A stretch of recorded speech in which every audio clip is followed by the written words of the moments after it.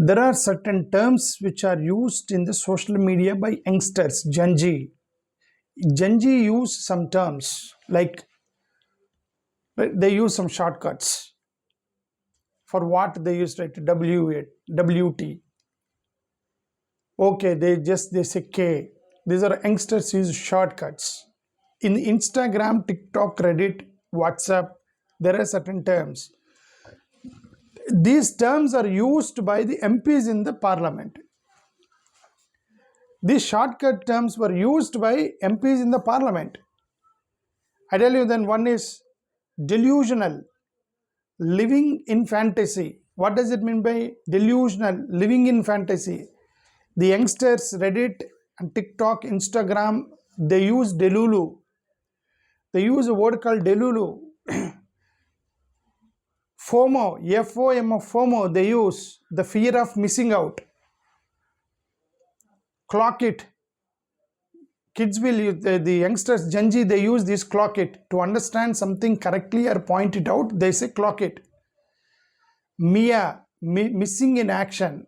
MIA, missing in action. These terms are actually famous in the TikTok, Reddit, WhatsApp and Instagram. These were used by MPs in the parliament. Surprisingly. Who used what? Let us see. If we see Bansuri Swaraj, he said, while speaking in the parliament, he said, Narendra Modi has clocked it by bringing the anti-exam leak bill. Narendra Modi has clocked it. He used the term Instagram term. Genz term was used by MP in the parliament. Tejasvi Surya. What he said is, delulu. He said that opposition is living in delulu. What does it mean by opposition living in the delulu? Sorry. What does it mean by opposition living in the delulu? It's called opposition is living in the delusion. He used that word. He took it from Instagram. Deependra Singh Hoda, he also used one called waste guna huya. He used this word waste guna huya. Supriya Sila, she used the word delulu herself. She herself used that delulu. So why all this Instagram, the impact of Genz in the parliament? Now, what I mean to say is that there was an article written by in the BBC, actually the BBC, I read that article and telling. There was an article in the BBC. They said there is a lot of impact on the Genz in the parliament in terms of language. Forget about the content, forget about what do you say, the protest, exam leak, paper, that's forget about. First of all, there was impact on the language. That's what to say. Beginning as a satirical online movement. Actually, this was a satirical online movement. Later, it became a national student movement. Later, they made so many memes, Instagram reels, Telegram reels, WhatsApp reels, vlogs, and they used all these terms. They became famous, and they were used by the parliament, MPs in the parliament. They talked about youth employment, destructive, institutions, frustration, politics, and everything. Brought out many shortcut names which carried by the politicians to speak in the parliament. See, Bharatiya Janata Party, they tried their level best, whether they could be able to build it or not. They're talking about some culture, Sanatan Dharma, culture. They tried to, we should have this culture, and then they I think they built the country with the culture, and so much they tried for 15-20 years. With just one protest by the Genz, all this culture gone. The students collapsed everything. That means nothing is permanent in the world. Nothing is permanent in the world. So we need to understand the Genz and their problems. They don't understand this culture, dharma, religion, caste. They don't want all this. They want future, employment. If they lose the control and then they don't see the wall or building or culture, anything, they break it. So they've broken it. So that's why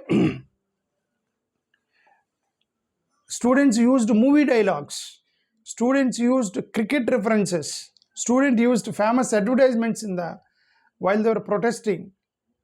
That's why this Kangana Ranaut said that after seeing those videos, then she used a term called something like I think vomiting something word, kind of word she used, that puke. So she used a word called puke. She said the vomiting coming up. So using this language outside the parliament, used by the people in the parliament now. See, memes and slangs, internet language, these are all okay outside. But the politicians, parliamentarians, they should use official language in the parliament. Or what I mean to say is, they should use the official language in the parliament. They should not use Instagram terms, WhatsApp terms. They should not use delulu. They should not use they should clearly say the delusion, because everything they talk in the parliament, it go in the records. If we call delulu, this may change later. Some other, when the trend changes, the term may change, but delusion will never change, right? The shortcut may change anytime, but delusion will never change. Genz will keep on changing the shortcuts. The generation to generation shortcut will, but not the delusion. So, whatever authorities removed so many vulgar languages online, they filed cases, they arrested many people. Language is not the primary here. Of course, the problem is the primary, but whatever, this delulu became an official word in the parliament. That's what I wanted to say that. Forget about the language, but if you look at the Gen Z, they used slang because there is a reason behind it. They were frustrated. They were not happy with jobless. They all are jobless. Papers are leaking. They could not be able to see bright future in the coming days. They do a lot of hard work at home for exam, and somebody else will leak the paper and purchase. They buy with the money. Then all this hard work will go waste, right? So this all I wanted to say, that government and opposition, it's good if they use proper language, and academic experts and should teach them actually a good terminology. That's what I want to say. Thank you. Namaskar.